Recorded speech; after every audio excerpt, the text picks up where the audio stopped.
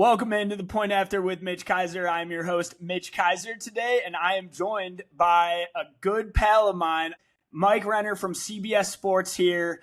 How you doing today, Mike? A good friend of mine, former coworker from PFF. What's going on, man? Thanks for joining. Great. Honored that you'd have me on here, Mitch. Dude, you're the first ever draft scout I started listening to way back during COVID. So this is like a full circle moment for me. The 2-for-1 drafts with Austin Gale, our good pal Austin. Miss him. That was my first ever draft podcast when I got into scouting. So kind of a full circle moment here. And then we obviously worked together for about 5 years at PFF. So now excited to start my own show and have you on. Glad you could make it, man. I know you're a busy guy. Well, this time of year, this is what I prefer to be doing. So I'm never too busy to not talk about football. So we always love talking ball.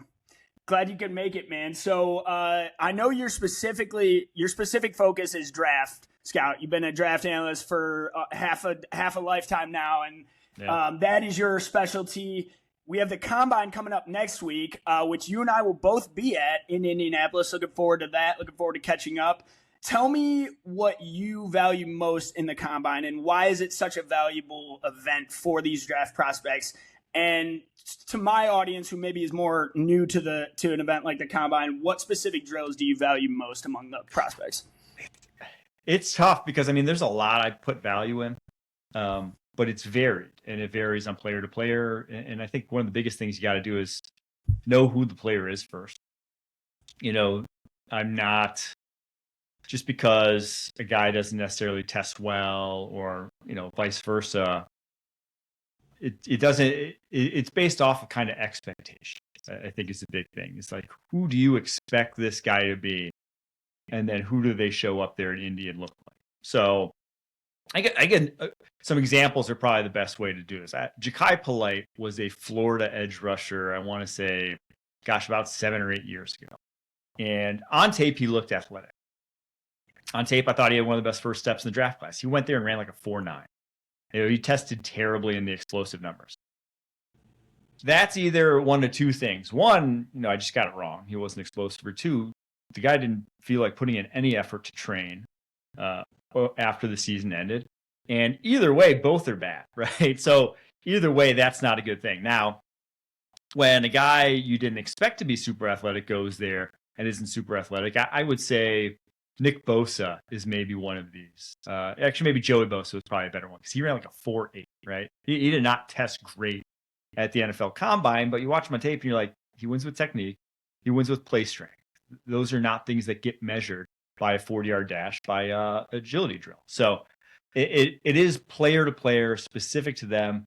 But on the whole, you want guys who test well, right? Like, on the whole, you'd rather have them test well than not, right? And on the whole, you'd rather take multiple drills to get to their athletic numbers than just saying they ran a fast 40. Well, if they run a fast 40, but then they don't have good explosive numbers, they're probably not the athlete you want. If they don't have good broad jump, good vertical jump numbers, well, then maybe they aren't like an NFL translatable athlete. Maybe they're just a track athlete. So that's how I kind of break it up. It's the vert, broad, 10 split or explosive numbers, the agility, so the short shuttle, and 3-cone are your change of direction agility numbers. So that's kind of the two separate realms of athleticism. And then the 40 is speed. And so that's kind of all three of those things together make the athlete. And then frame is the other big part of this. Arm length, wingspan, height, body composition, how much do they weigh for how tall they are. All those things are a factor. But again, it is case by case basis. I don't make any broad sweeping generalizations other than you prefer guys who tick all the boxes. It's interesting you say that because an old saying that your former co-host Austin Gale once told me was, players don't bust. Our expectations for them do. And I always thought that was interesting because it's like, he's right. And what it means is like, the player is always going to be what the player is. It's what we think of the player will become versus their ceiling and the floor. they're always going to end up in the same spot. But like you said, we don't know who's going to put in the work or not in the offseason to get to that potential hypothetical ceiling. So that is an interesting take on that. Now, getting specifically into some prospects here that we're going to look forward to next week in Indianapolis. Give me 3 prospects you specifically have got your eyes on now. Any position, any round, any draft range here. Just kind of 3 guys you're looking for to really have a good combine and really up their stock next week. Yeah, I think 3 guys who I just like. I think they'll test really well. I think they could test in a special range. I'm kind of high on them as is. That I want to see are Caden Proctor from Alabama. He was number 2 on Bruce Feldman's Freaks List last year, which is obviously a good proxy more often than not for how athletic a guy is.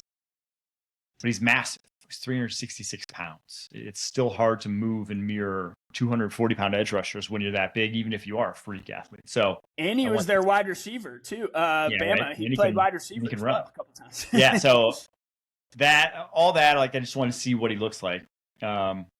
Brendan Thompson from Mississippi State's one of the other ones. I think he's got a chance to be the fastest guy in this year's class. He was like a track guy in high school and in college. He caught the game winner against Arizona State in week 2, a game where I was not happy that night after Levin's performance. Right.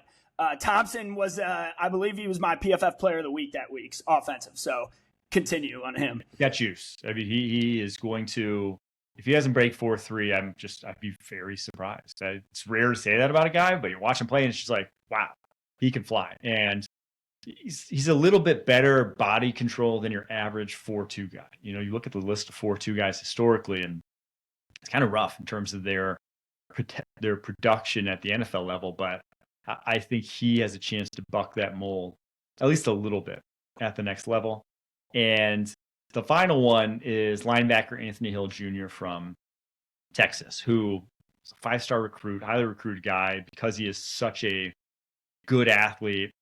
I'm curious to see just how good he is, because when I watch him, I think Sonny Styles is the best athlete in this linebacker class. Like, I don't need to see him test. He's going to test like a freak. I don't need to see him test though to know that he's a freak. But when I watch Hill, it's not necessarily just the straight 40, the straight explosiveness, but he's fluid. He moves well. I go back to a pick he had, not this year, but in 2024. And when he caught it, it's just like the guy started moving how a tight end moves out in space. And to me, I love body control at any position. And so when I see body control like that, I'm like, okay, I can work with that. So I just want to see what his testing numbers look like. So those 3 guys, they all test really well. I'll probably be higher on them than most. Who do you think will run? Now, we talked about 40 times and how sometimes the fastest 40 is maybe not a good omen for the NFL success. Who do you think will run the fastest 40 time this next week? I guess both offense and defense. Like I said, Brendan Thompson will be in the mix, Mississippi State wide receiver. I think Chris Hilton will also be in the mix. I remember back, so he played, was this 2020? I can't remember, but Brian Thomas Jr.'s second year in college at LSU. I believe it was also Chris Hilton's second year in college at LSU. And they played about as much as each other did that year. And I remember actually some reps, because I was watching, I think, Malik Neighbors. And I remember some reps from Hilton caught my eye, because I was like, that guy can fly, can truly fly. And so I think both of those guys are 4.2 something. I would be very surprised if either went above 4.3. On the defensive side of the ball, I haven't really gone deep enough into the corners, because usually there's always like one corner who maybe isn't even good, but sneaks into the 4.2 range. But of the somewhat top guys, I think Colton Hood's going to run fast. I watch Colton Hood's tape at Tennessee and just see makeup speed. And I think it's one of his best traits that he puts on tape. So I think he'll run fast. I don't know if he's as fast as those 2 wide receivers I mentioned, but he's the guy that's really going to cook. I would have said, I think his teammate, Jermon McCoy, if he was fully healthy this past season, I think he's like a low 4.3 guy. I think he's a heck of an athlete. Maybe not a 4.2 guy, but I think he would have ran fast. But is that the best? I don't think any of them are touching the wideouts. Is that the best cornerback duo, like draft eligible duo we've seen in recent memory? It's going to be, so 2020, you had Damon Arnett, or was it 2021? You had Damon Arnett and Jeff Okudah. I think it's 2020. Damon Arnett and Jeff Okudah were the last time 2 first-round corners played at the same school. Now, again, was Damon Arnett a first-round corner? Absolutely not. So I don't know if Jeff Okudah is anymore either. Right? R.I.P. the Achilles. But so that was the last time. I don't know if both guys. I think Arnett went like somewhere early 20s. I don't know if both go that high, but they could. So it could be the highest drafted corner duo. That was the best one.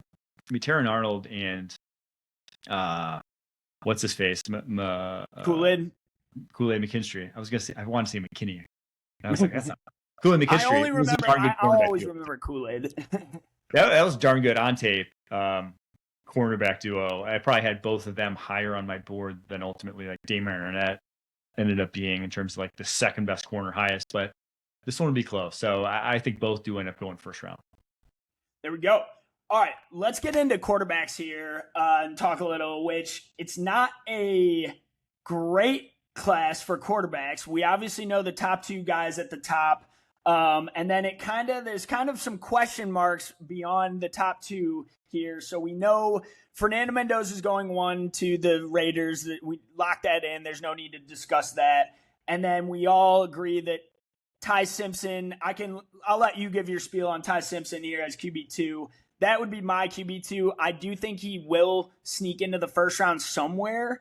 But beyond the top 2, are there any other quarterbacks you could see sneaking up and having a good week next week? Absolutely not. I don't even want to talk about quarterbacks outside the top 2. It's truly. I'm forcing you. You know I'm a I love my college QB, so I'm forcing your hand here. I mean, Garrett Nussmeier, he got benched. He was banged up. He's the most intriguing guy after the top 2 still. Just because I think he could be, what Mac Jones is now, I could see him ultimately being at some point, which is, gosh, if that's what we're getting excited about after the top 2, we're really hurt. So that's the highest praise I can give for this quarterback class outside of the top 2 guys. All right, I guess I'll skip my next question then, which is, which QB are you higher on than the consensus, if any? It doesn't sound like there's any. I think Ty Simpson, actually, I think he's a first-round quarterback, especially in this year's class. He's worth the shot of taking in the first round. I saw enough good flashes from him.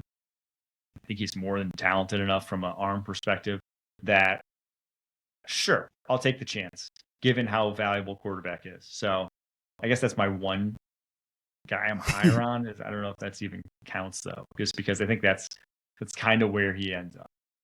The nicest compliment we can give there. We'll take it. I'll take it. I guess this has nothing to do with pro projection here, but people always love the deep ball.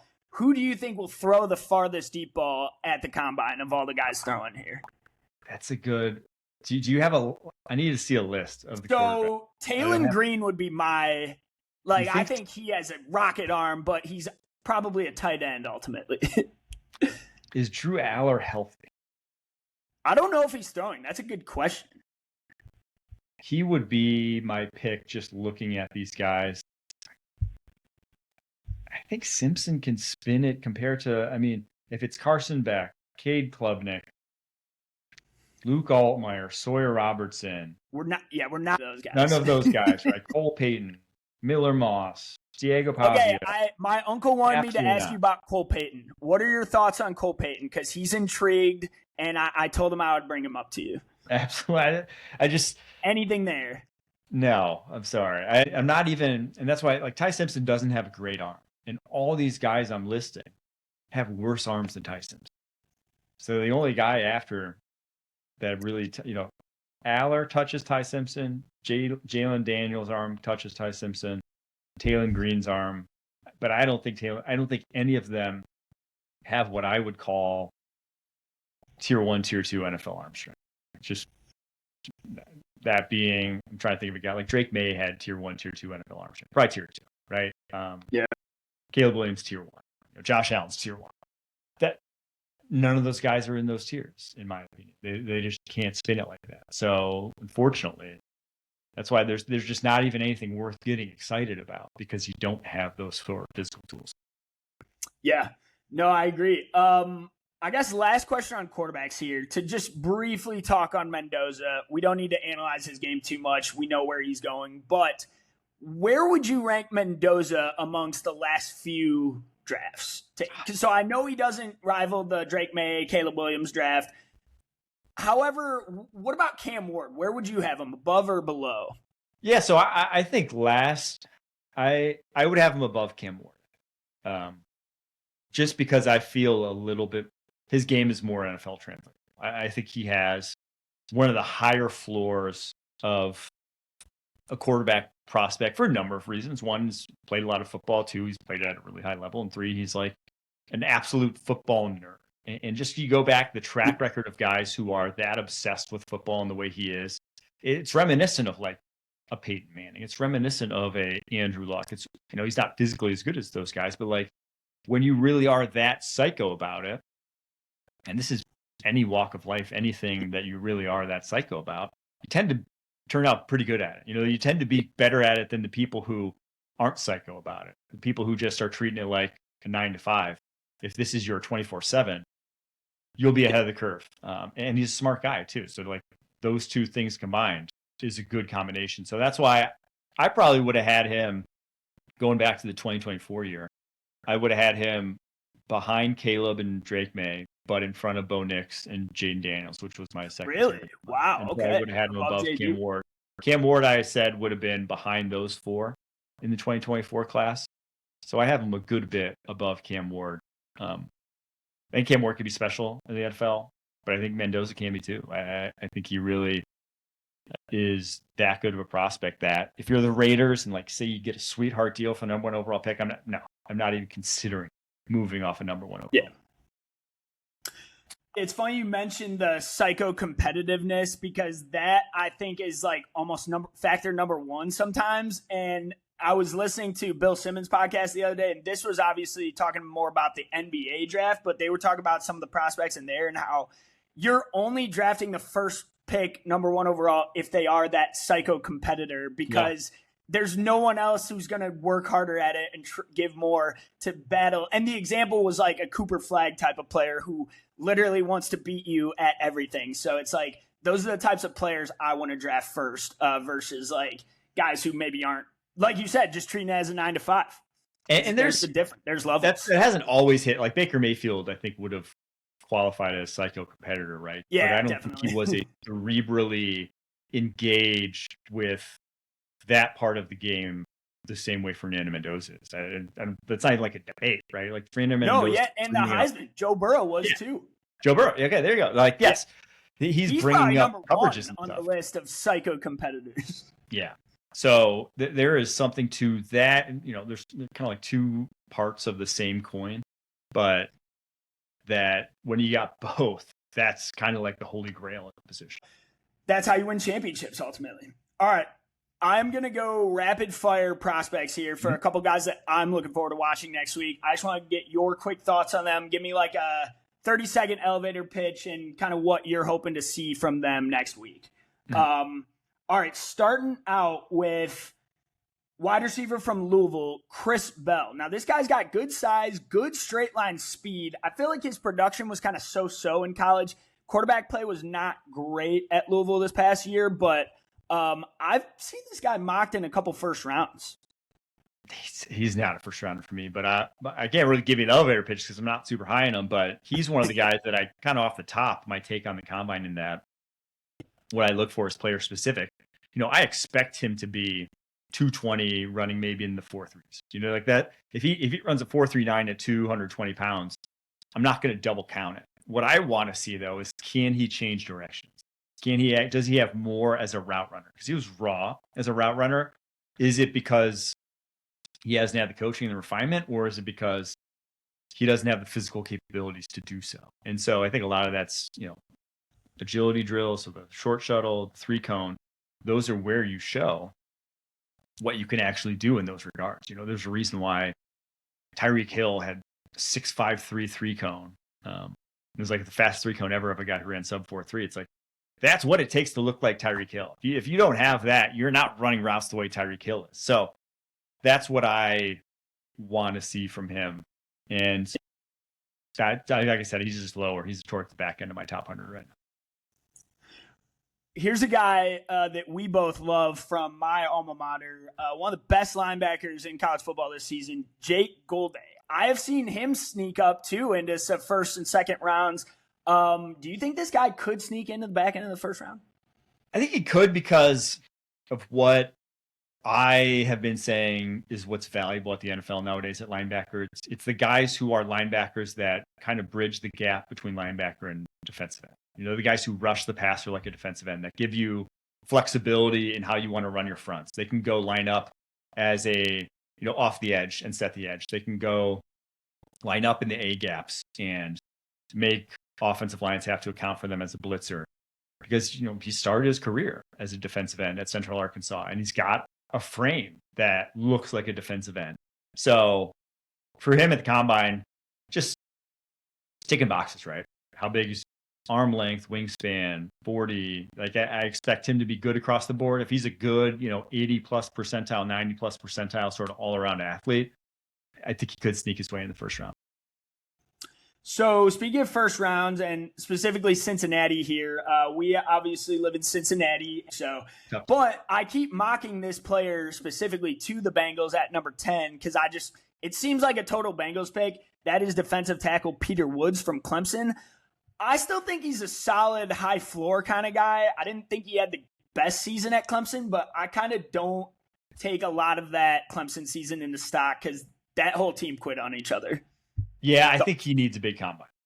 He's a guy who, you're right, he looked like he didn't want to be out there. Not a lot of guys did at Clemson towards the end of the season, right? So that's a tough nut to crack.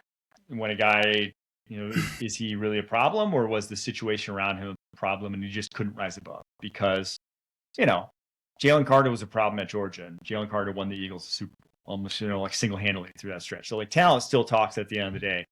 How talented is this guy, though? Is he a true outlier physical freak, or is he just a good athlete that, grew before everyone else, and so that's why he was productive early on in his career, and he's not going to take the next step unless he really works his butt off, and we haven't seen that from him yet. So I think it's going to be big for him, how much, because to test well, again, it also takes you working your butt off. These are things that aren't, for a 40-yard dash for a defense tackle, it doesn't really come naturally. You have to kind of master that. So it is an indicator of how much effort you really want to put into things like this.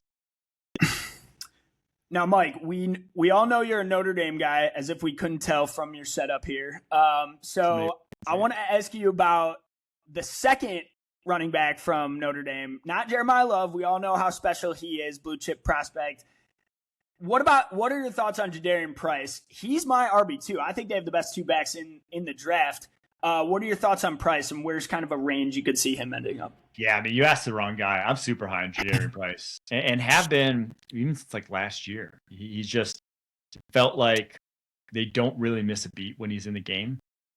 And in terms of just he's explosive. He runs hard. I think he has great vision, great run pacing. There's not a lot of holes to poke in his game, truthfully. And I think that's why he's getting talked about as a running back too, is that even in a limited sample size, you can just tell that he has the goods to be an NFL running back. And so I think he could break the top 50 because there ain't anyone else. After those two, there's not going to be a guy in this running back class in my top 100. So if you want a day one starter, it's really going to be one of the Notre Dame guys. There we go. Completely unbiased opinion right there. Exactly. All right. So this is a cornerback who did have a couple holes in his game, but improved upon them for the most part this season. Worked on his penalties, improved that. I believe he went from 16 penalties to only 5 this season. He improved his coverage grade, according to PFF, from 61.5 to 81.5. That's night and day improvement. That is Ohio State corner Davison Igbenogson. Now, I don't see this guy really raising into the first round or anything, but where do you see this guy going? Because he did improve on everything asked of him this season. But I still don't know if his tools are scream day 1 or day 2. Yeah, I think he's the late day 2, early day 3 guy. Truthfully, for the Shrine Bowl, we were kind of even mid-season debating, is he a for sure first round invite? Because what I'll say about his great NFL sort of frame, right? He's long, got the ideal cornerback body, but he's not particularly twitchy. He wins a lot with that length, and that's why you said, it's encouraging that he cut down on penalties, because he basically was 16 penalties the year prior. Yeah, it's 2024. Like he was his game was just, I'm bigger, longer, and I'm going to grab on for dear life, was his game the year prior. Yeah, and he still got some of that, and I just worry that that's it's just those guys more often than not struggle in the NFL because you can't do it because there's legal contact. You can't play the same play style you did in college. So I don't think he has ideal traits at the cornerback position because of that. I think he's more of a scheme-specific corner. I think he's much more of a zone corner. He's a good tackler. That's probably one of his best traits, is just using that frame and as a tackler. And I think even he could be a guy who moves to safety because of all those things I just said. So, like I said, late day 2 or early day 3 for me. Now, I was going to ask you about this specific offensive tackle, but you brought him up at the beginning when Caden Proctor, who I recently mocked to the Detroit Lions at 17. I'm going to bring up a different offensive line prospect who we're both familiar with. Our guy, Pat Coogan, center on the Indiana Hoosiers, former Notre Dame center. What are your thoughts on him? I could see this guy possibly on day 2. Oh, you think? I think he's a day 3 sort of center athlete. I think he's solid. There's a handful of guys in this center class that I would kind of describe similarly. I think what he has, though, that probably the other centers that are above him on most boards, whether it's like Connor Lew from Auburn or Jake Slaughter from Florida, he's a little bit stronger. He's a little bit more well-built than those guys. Those guys are all I would describe undersized, right? I think they would put him in that category. So he's got a little bit more ideal frame. So I think a solid pick. I think a solid day 3 pick. And that's, day 3 centers. That's kind of where a lot of them end up getting drafted then. I'm starting to be. All right. Last rapid fire prospect I want to ask you about here. Now, this is a tight end here. And he's not consensus tight end 1, but I thought this was the best tight end I saw in college football this past season, or over the past few seasons. That is Eli Stowers from the Vanderbilt Commodores. Now, everyone keeps telling me that Kenyon Sadiq is just locked in as tight end 1. I'm still waiting to see more from Sadiq, and I just kind of was underwhelmed with his career at Oregon. This is a guy who I flip on the tape, and I just think Stowers is better. I think he has better production. I think he's a better pass catcher. I think he's a better athlete. So my biggest thing, and I didn't even actually put him in my top 5 tight ends. Oh, damn it. Bad take by me. No. It's because I don't see how he's not just a wide receiver. Like I look at this guy, and he's smaller than like a Chase Claypool. He is not. He's listed at 235, but he looks more like 225. He just doesn't look like a tight end, and so he's productive. And I think he's, I still think he's a good player and a good athlete. And I'm very encouraged by what I've seen, given that I think he just switched to tight end a couple of years ago. He was a quarterback. He was a quarterback before New Mexico State, and then was teammates with Pavia. So I'm very encouraged by what I've seen so far, and I think even as a wide receiver, I think he can be an NFL wide receiver. It's just I don't think I've seen a single thing from him that says he's a tight end. He doesn't look like one from a weight perspective. He doesn't block like one when asked to do it. He doesn't really play even in line for Vanderbilt. So there's no reason besides the fact that they designate him a tight end that I'm really calling him a tight end. Now, if he goes to combine, he's 250 pounds and he runs a 4.6, we can have a different conversation. Yeah. And again, the guy who's just switched from quarterback to a different position, it could look a lot different even 3 years from now, right? So I think he's very talented, but I just, on tape, again, to go back to that, I haven't seen a tight end. So those guys, more often than not, I'll just, because the NFL doesn't want, if a guy can't actually be an impact blocker, right? Yeah. If you can't do anything as a blocker. The NFL, you are not offering anything that a slot wide receiver isn't offering to an NFL offense. And that's Michael Trigg's issue, isn't it? The blocking, yes, similar. Yeah. Trigg is the thing about Trigg though is that he has a 7-foot wingspan, and if he wanted to actually become like a tight end, yes, if he wanted to become a tight end, he could be one. Whereas Stowers, just he's skinny, built more, just skinny, 6'4". He's listed at, which means he's probably like 6'3". So he's just much more in the realm of wide receivers. All right, I guess we'll see what he looks like next week, who he works out with. But yeah, he's got a lot riding on. I mean, truly one of the most games. Excited for it. All right, now, so who are 3 prospects here? Now, I don't want to say like 3 prospects who haven't been performing well or like their stock's been dropping throughout the pre-draft process, but who are 3 prospects in your eyes who I guess have the most to gain next week and can improve their stock the most?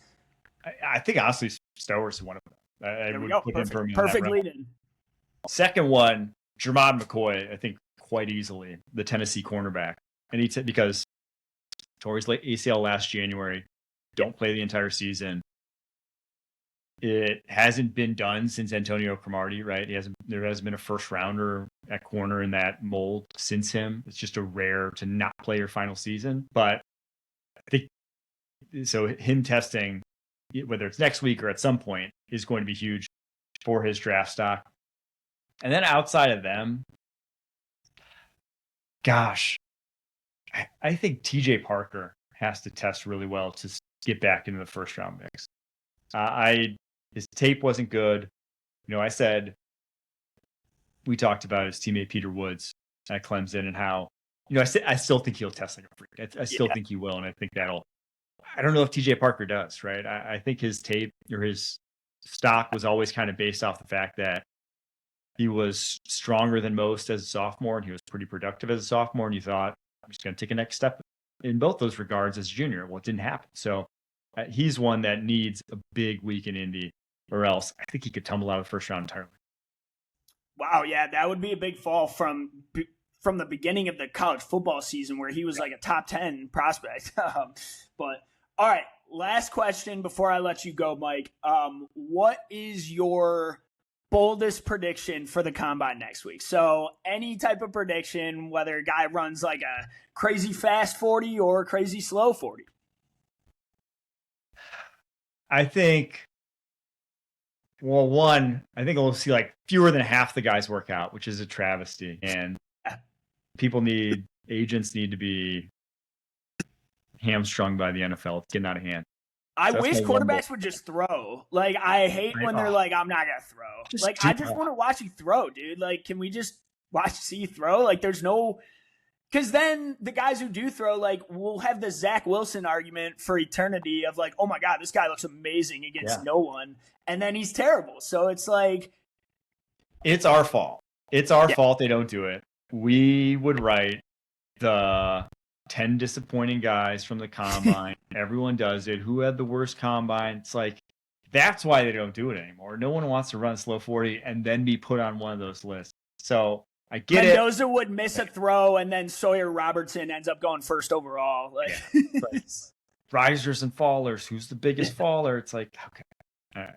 Doesn't really matter that much. Yeah. All right, Mike. Well, appreciate you coming on again. Tell us where we can watch all your shows at and your podcast, Pushing the Pile. Yeah, Pushing the Pile on the Pushing the Pile YouTube channel. You can find me on X at Mike Renner _. And that's about it. Check it out. Sweet. Again, appreciate you coming on. Make sure you guys like, comment, subscribe to The Point After with Mitch Kaiser. I will be in Indianapolis for the Combine next week with Mike, so maybe we'll do a live interview with Mike there. But that's all I got for you guys this week. Again, like, comment, subscribe. I'll be linking a Substack article below to this episode. And you guys have a great rest of the week and hope you enjoy the Combine next week.